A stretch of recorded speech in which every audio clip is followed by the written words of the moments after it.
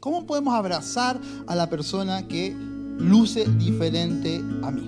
Y quiero comenzar con un pasaje de la Biblia que está en Mateo 15, que va a ser nuestro pasaje central el día de hoy.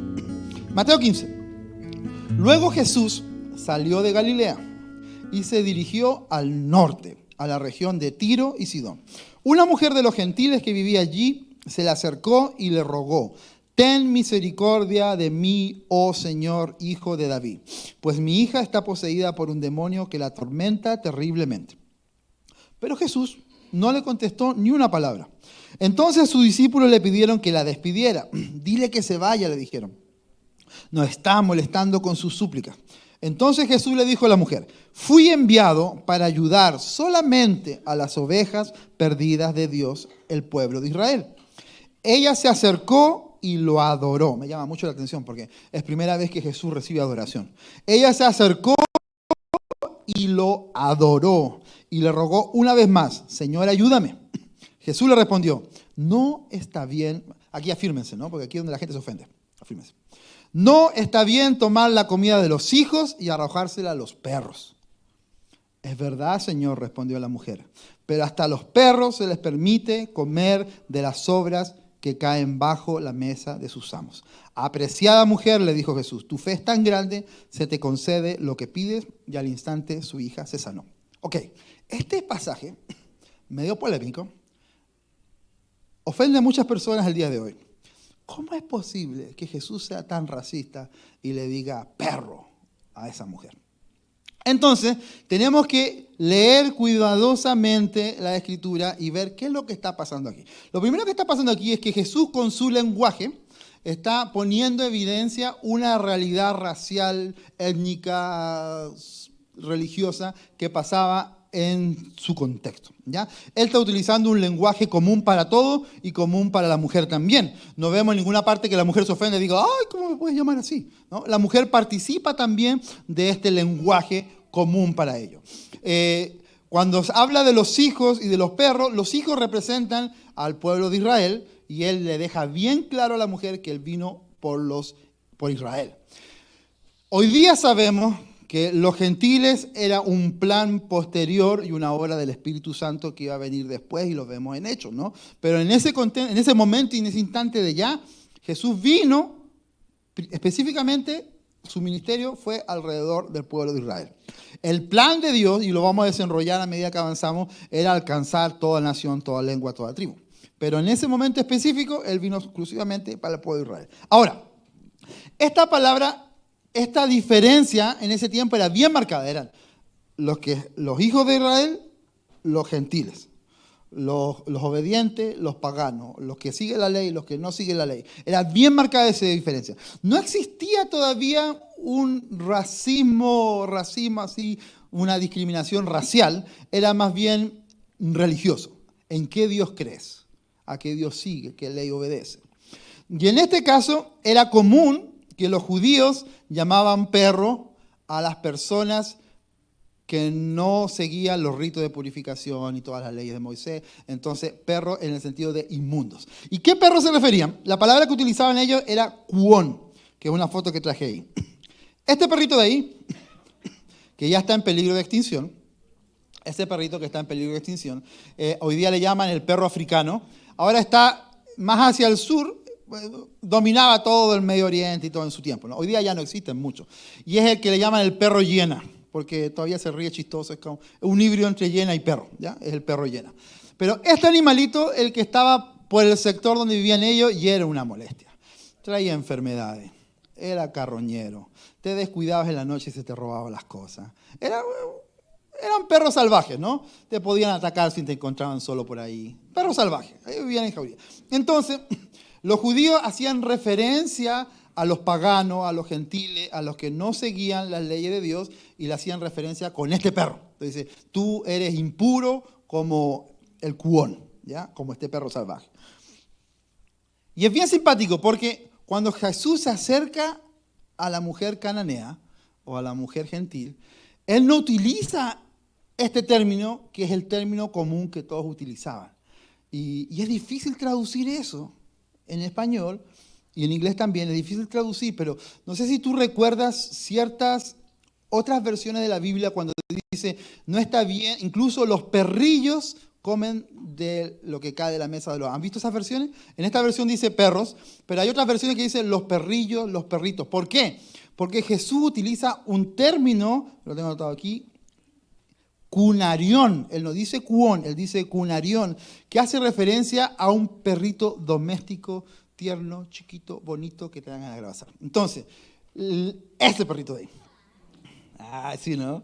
Ya te hace falta una mascota, ¿no? Entonces, el normal, el vox populi de la gente era llamar a los gentiles perro salvaje. Pero Jesús se toma el tiempo de acercarse a esta mujer y llamarla así, cute, así como la perra. No hay un término en español, no sabría cómo traducirlo, pero le dice perrita, bonita, doméstica, bonita, tierna, que dan ganas de abrazar. No sé cómo le llamaría.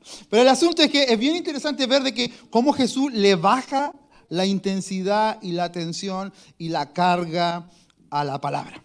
Y así mismo tú y yo sabemos que tenemos nosotros muchas palabras que depende de cómo la digas, ofende o no ofende, ¿no? Puedes estar hablando con una persona y diciendo la misma palabra que en una circunstancia es como que, y esas confianzas, y en otras circunstancias, y somos amigos y seguimos, dependiendo del contexto, y no tenemos contexto cómo fue que se lo dijo Jesús.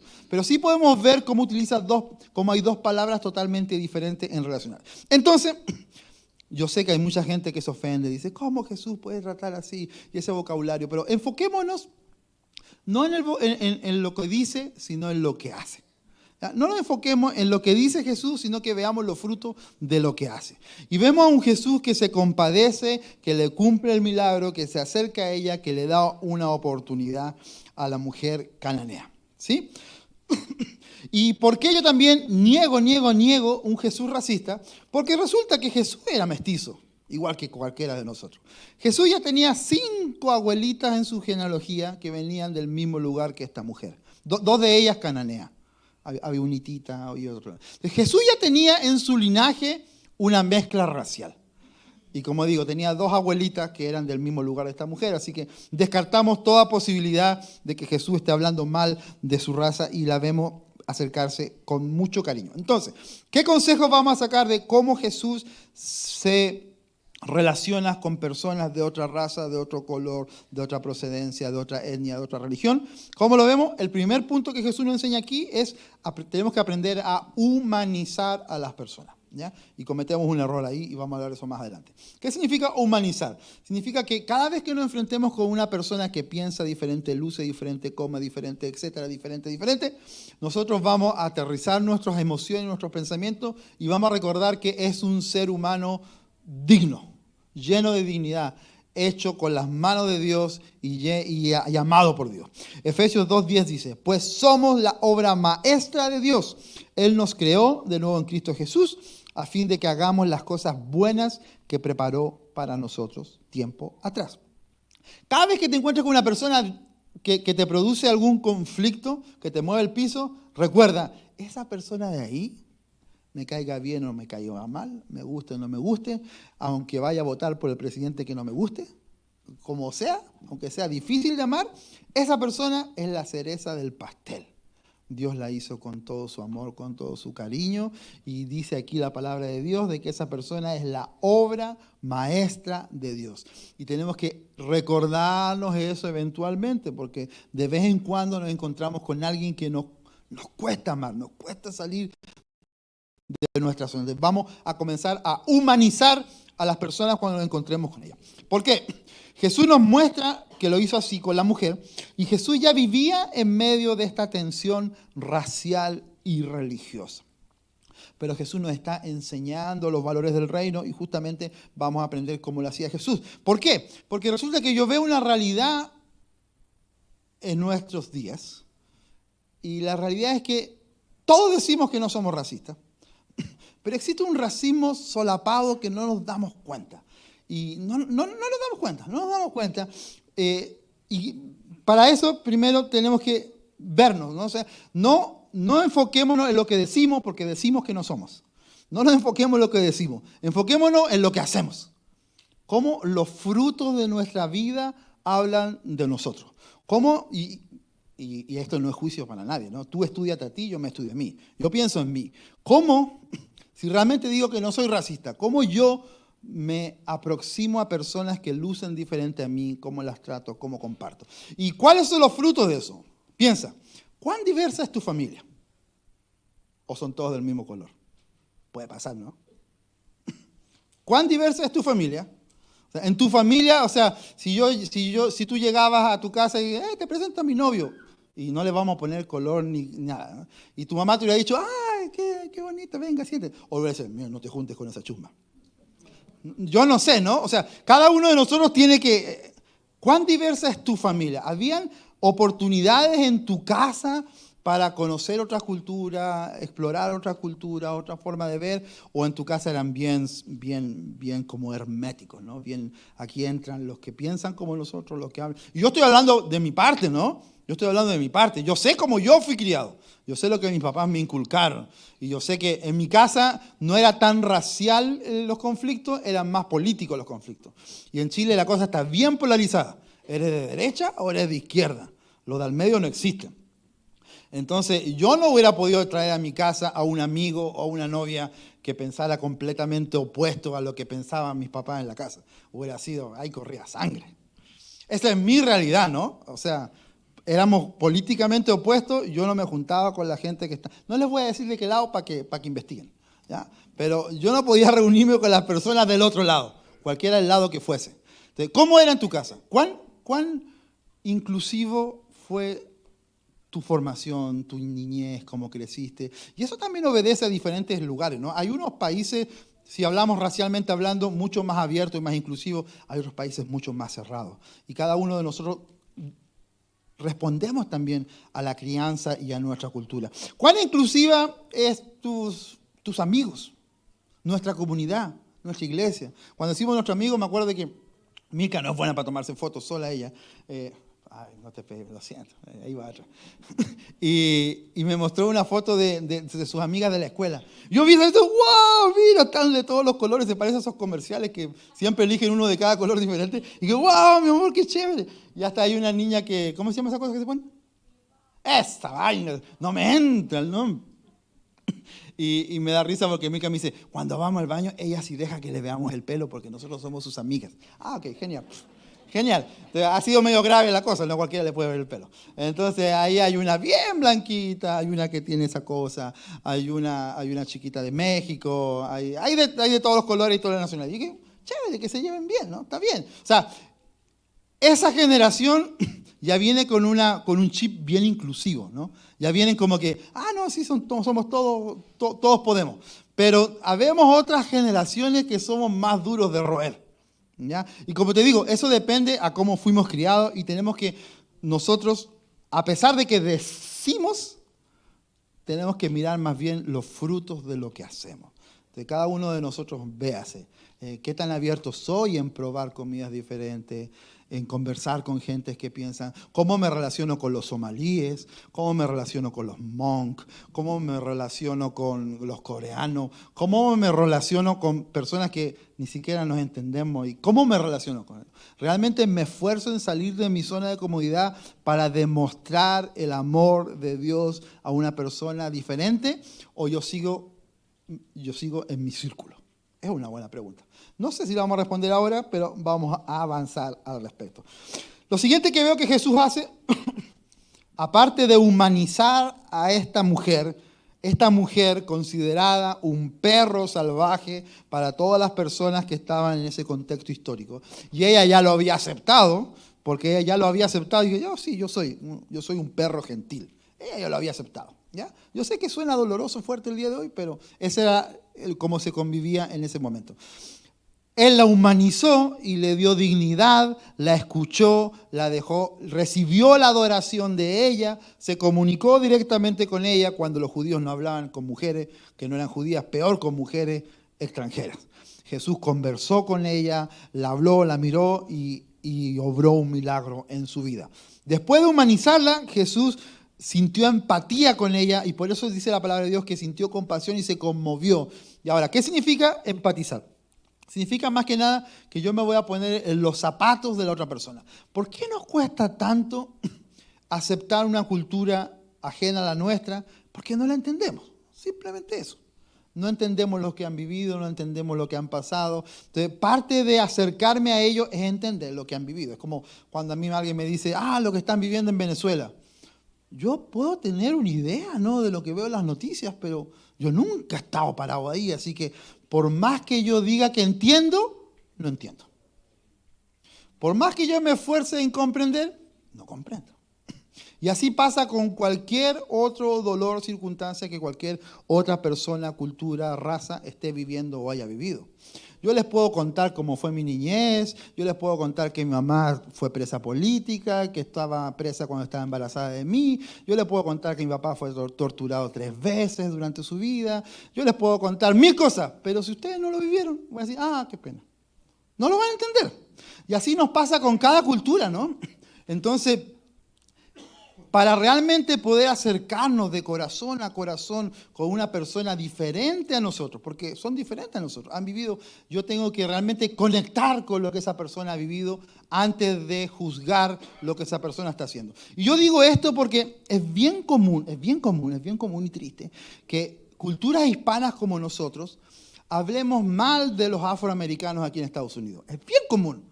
Es bien común que digamos, no, que son bien gritones, que son malgeniudos, que quieren hacer lo que les da la gana y que eso lo exigen y tienen todo gratis. Es bien común escucharlo. Y a veces yo lo escucho que suena como desde una base de resentimiento de que ellos tienen todo y se quejan y nosotros aquí nos esforzamos. Pero nosotros no hemos vivido lo que ellos han vivido. No hemos vivido la segregación, no hemos vivido las torturas que ellos han vivido, el maltrato que ellos han vivido. Los colgaban de los árboles. En serio, literalmente los colgaban de los árboles. Entonces nosotros, por más que digamos que entendemos, no entendemos. Hay chance, no entendemos, porque no hemos pasado por ahí. Entonces Jesús nos está invitando a empatizar con las demás personas. Y si tú sigues preguntando, ¿seré que soy racista yo también? Qué buena pregunta, ¿no? ¿Habrá algo de racismo en mí? No me he dado cuenta. Definamos racismo. Según la Real Academia Española, el racismo es la creencia que sostiene la superioridad de un grupo étnico sobre los demás, lo que conduce a discriminación o persecución social. Cada vez que yo, no tú, no estoy acusando a nadie, yo estoy hablando de mí. Cada vez que yo pienso y digo que mi cultura es mejor que tu cultura, me hago racista. ¿Cuántas veces hemos hecho eso? Cada vez que yo digo que las empanadas chilenas son mejores que las empanadas argentinas, caí. Cada vez que yo digo que mi cultura es mejor que otra cultura, estoy segregando una cultura y poniendo mi propia cultura por sobre otra y diciendo que la mía tiene más dignidad que la de al lado. Es bien peligroso el asunto y estamos todos metidos en el mismo barco. Todos hemos caído en eso eventualmente. Y todos tenemos heridas al respecto. Yo todavía estoy herido de esa vez que comieron mi frijol y dijeron, no, tiene sal. Yo sigo herido. Y voy a cargar con esa cruz hasta el siguiente campamento de varones. Estoy herido. Y todos hemos vivido, no, que así no se hace, ¿verdad? Todos hemos vivido eso. Y eso parece que no, pero es racismo. Porque el racismo, el día de hoy, no luce como lucía antes, y el día de hoy el racismo entre nosotros ya no es por raza, sino por etnias y por culturas. Entonces ahora estamos poniendo culturas por sobre otras culturas. Y es algo que Jesús ya vivió. Mira lo que pasó en Juan 1:46. ¿Nazaret?, exclamó Natanael, ¿acaso puede salir algo bueno de Nazaret? Ven y compruébalo tú mismo, le respondió Felipe. Jesús mismo, por los mismos de su propia raza, estaba siendo despreciado. Imagínate tú, que digan, ¿de Chile? ¿En serio? ¿Puede venir algo bueno de Chile? Y si lo pensaste alguna vez, te perdono. Sigamos adelante. Pero es algo que hay que tener cuidado y no nos hemos estudiado realmente de cómo estamos pensando, hablando y actuando. Y como digo, tú dices, no, yo no soy racista, pero estudiamos los frutos de nuestras acciones, ¿ya? Y este término del racismo ha tenido diferentes colores a través de la historia, ¿no? Pero realmente surge como una problemática mundial cuando en el siglo XV la monarquía española y los reyes de Portugal se inventaron los benditos estatutos de pureza de sangre. ¿Qué significa eso? Ellos comenzaron a estudiar el linaje de tu familia para ver si eras digno para ciertos lugares o posiciones. ¿Y cómo nació esta pregunta? ¿Cómo se les ocurrió a ellos eso? Bueno, se les ocurrió eso porque resulta que había un gran negocio, ¿no? Ellos ya tenían colonias en África y colonias en América. Y la gran pregunta es, Cristóbal Colón regresó de América y fue donde los reyes le dice, me encontré allá con los habitantes de allá y la pregunta es, ¿ellos tienen alma o son animales? Qué buena pregunta. Ahora, usted dice, ¿y por qué se preguntaron eso? Porque resulta que si la respuesta era, no, ellos no tienen alma, entonces los podemos meter en una jaula, entonces los podemos vender, entonces podemos continuar el negocio, y el negocio estaba bueno. El negocio del esclavo era bueno. Sabemos que Inglaterra creció con el negocio de la esclavitud. Entonces la gran pregunta, ¿tienen alma o no tienen alma? ¿Son humanos o son animales? Y esta pregunta que parece ridícula el día de hoy, y nos reímos el día de hoy, fue una pregunta válida, cierta, que se hicieron en ese tiempo. Y se demoraron en responder, incluso estaba metido el Papa y había un montón de gente, se demoraron en responder porque si llegaban a la conclusión que eran personas, seres humanos con dignidad, se acababa el negocio. Y ellos no querían soltar el negocio. Entonces, estos estatutos de la pureza de sangre trajo un montón de inconvenientes. Y ahí comenzamos a poner una raza sobre otra raza. Luego, como cereza del pastel, se inventaron la teoría de Darwin, ¿no? De la evolución. ¿Cuál es el problema? Fue un movimiento político y económico también, porque ellos decían de que descendemos del mono, entonces el mono, y en alguna parte fuimos evolucionando hasta el hombre blanco. Ah, claro, pues si el mono está en la esquina de acá, el hombre blanco está en la esquina. Entonces al medio estamos todos nosotros, los de diferentes colores. Entonces, la teoría de ellos era que hay algunas razas que están más cerca de los primates y hay otras razas más evolucionadas, porque es la evolución, pues. Entonces, las razas que están más cerca de los primates son razas con menos dignidad, menos inteligentes, que las podemos esclavizar y que las podemos vender. Y las razas que están más cerca hacia el hombre blanco son razas más inteligentes, con más cultura, etcétera, etcétera, etcétera. Entonces, fue una teoría bastante interesante y que generó bastante dinero, ¿ya? Entonces, esto es lo que se le llama el día de hoy racismo científico. Y todavía hay gente que está con el chip que piensa de que hay algunas razas más inteligentes que otras. No lo dicen, pero sus frutos hablan por ello. En su mente siguen pensando de que hay unas razas más evolucionadas que otras. Yo he escuchado gente que dice, no, como vinimos de África, después que salimos de África fuimos evolucionando y fuimos... la palabra evolución ya daña todo el asunto, ¿no? Fuimos como creciendo y mejorando. Ya la palabra evolución genera todo el problema. Ok, pero ¿qué nos muestra Jesús? Está difícil. ¿Por qué me tocan a mí las prédicas difíciles? Oh, yo voy a reclamar. Jesús nos anima a humanizar a las personas. Jesús nos anima a empatizar con las personas, ver lo que ellos han vivido y por lo que han pasado. Jesús nos anima a relacionarnos con amor con las personas. Y Él es claro ejemplo de eso. Él conectaba de corazón a corazón con las personas. Y ese ha sido parte del problema. Cuando sacamos el amor de la ecuación, caemos en estas preguntas ridículas como que si tienen alma o no tienen alma, tienen dignidad o no tienen dignidad. Y es una buena forma de justificar lo injustificable. Tortura, genocidio, esclavitud y todo eso. Y hay muchos ejemplos trágicos, pero hay uno que me conmueve en gran medida. Bueno, hay muchos, ¿no? Hay un personaje que se llama Luther Holbert. Voy a leer textual. Luther Holbert, un ciudadano afroestadounidense, fue linchado en la localidad de Dawsonville, Mississippi, por una multitud que le acusaba de matar a un hombre blanco. Era el año 1904 y Estados Unidos vivía segregación social, racial. Ok, ¿cuál es el problema con este personaje? Es bien crudo, ¿no? Hay niños en la sala, así que no voy a dar todos los detalles macabros, pero fue bien feo. Primero que lo amarraron a él con la mujer que estaba y lo pusieron con las manos para arriba para poder cercenar sus miembros. Voy a hablar en clave. Lo feo del asunto es que ellos pusieron en el periódico: el día viernes vamos a linchar a un tal por cual. Y la gente dice: separemos el viernes, ¿puedo salir más temprano del trabajo? Sí, porque hay un linchamiento. Sí, tómate el día, tómate la tarde, no hay problema.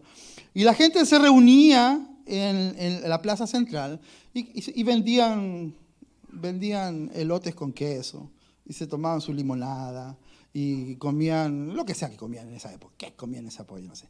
Y era toda una fiesta, era como una feria, ¿no? Era como que llegó el circo. Y ver cómo torturaban a una persona y cómo... si usted lee el artículo completo. Y la pregunta es, ¿cómo nosotros podemos juzgar a personas que vivieron, que tienen esas maldiciones generacionales en su vida el día de hoy, si es que nosotros no hemos vivido eso? Y esas personas eran mutiladas de tal forma que luego se repartían las partes del cuerpo de esa persona entre los asistentes y cada cual se podía llevar un souvenir para su casa.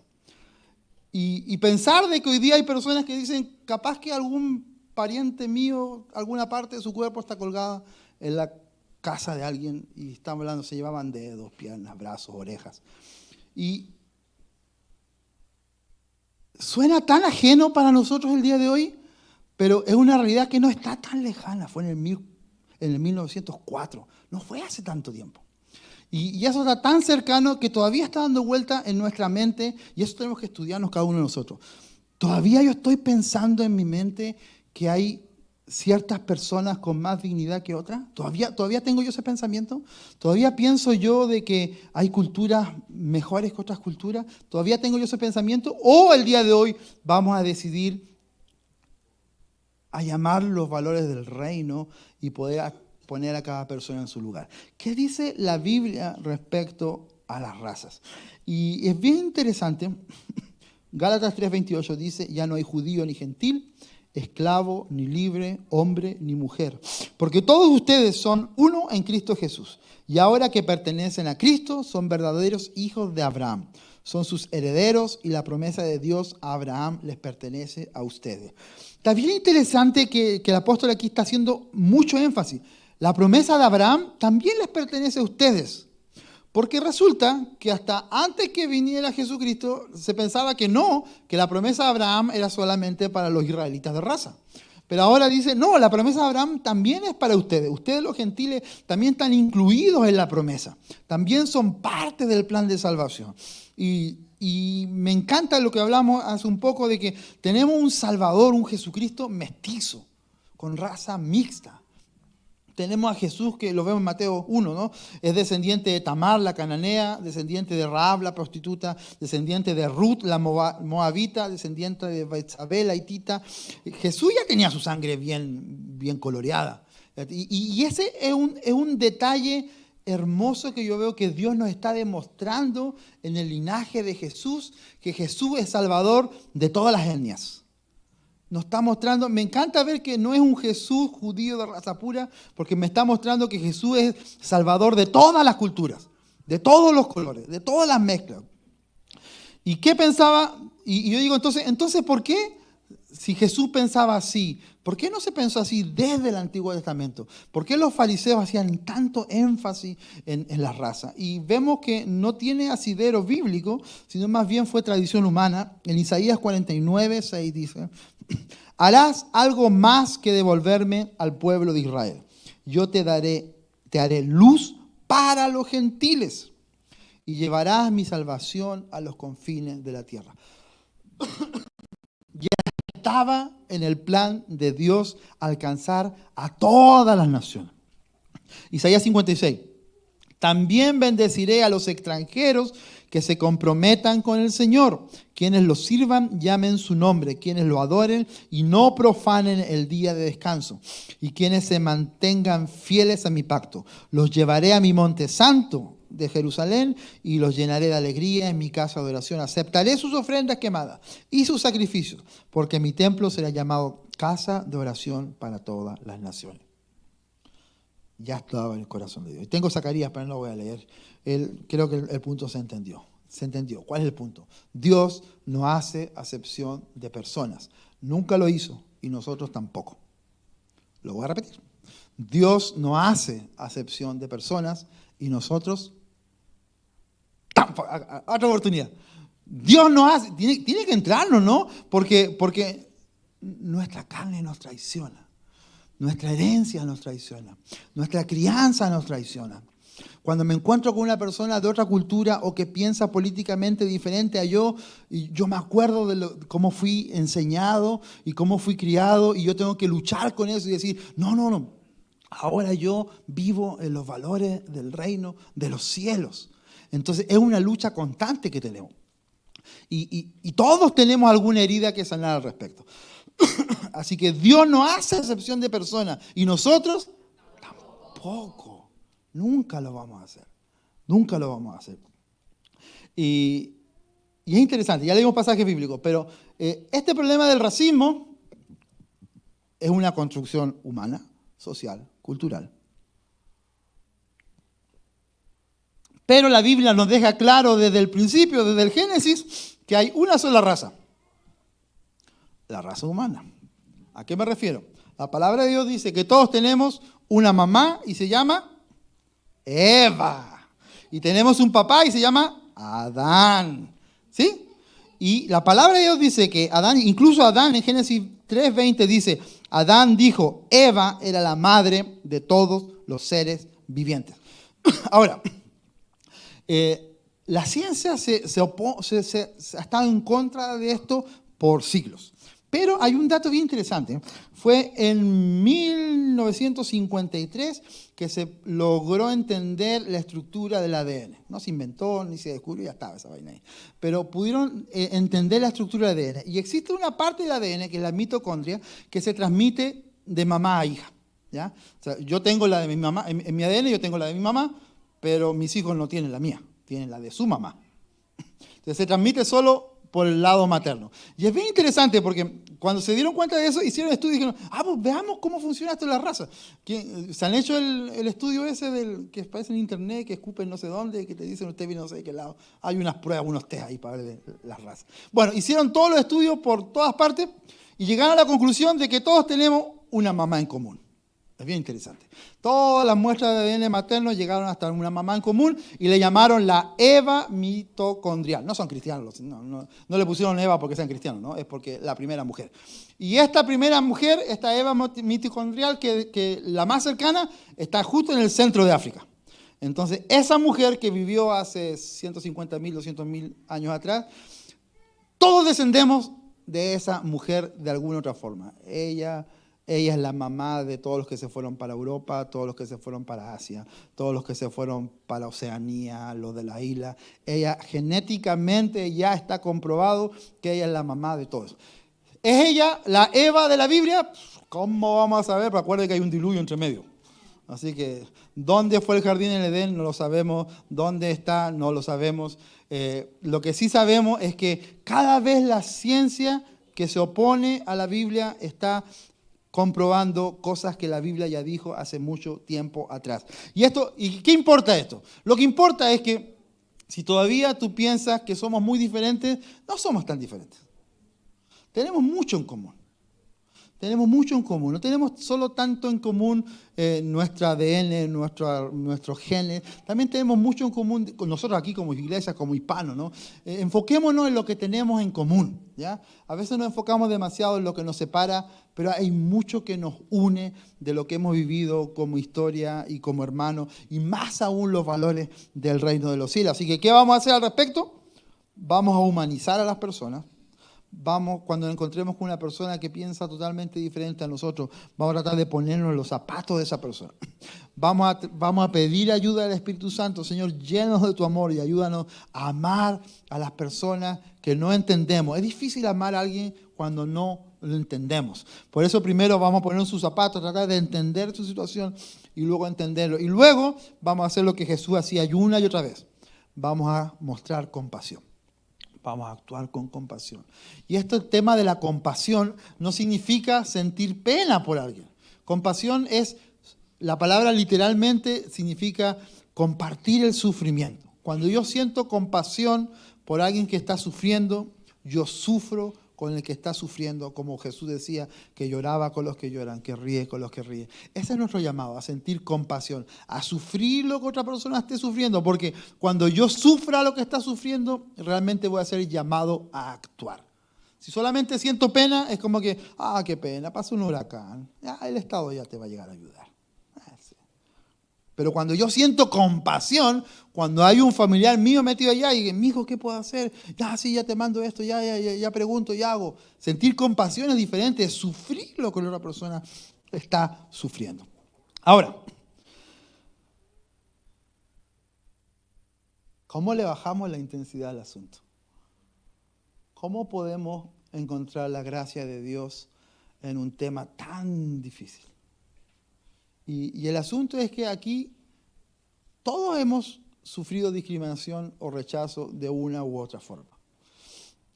Y si seguimos intentando humanamente en mejorar y ser mejores, no vamos a llegar muy lejos. Necesitamos a Dios cambiándonos de dentro hacia afuera. Entonces, el punto es que si yo rechazo, es porque yo de alguna forma he sido rechazado. Yo aprendí a rechazar. No nací rechazando. Si yo ofendo, si yo ridiculizo, si yo me burlo de alguien, es porque alguien se burló de mí antes. Y yo aprendí cómo se hacía.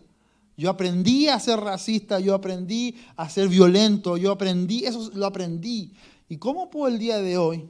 Yo creo que el día de hoy es el momento preciso y justo para encontrar sanidad al respecto. Entonces, no nos enfoquemos hoy día de hoy en qué estoy haciendo yo. Enfoquémonos en cómo Dios quiere sanarme.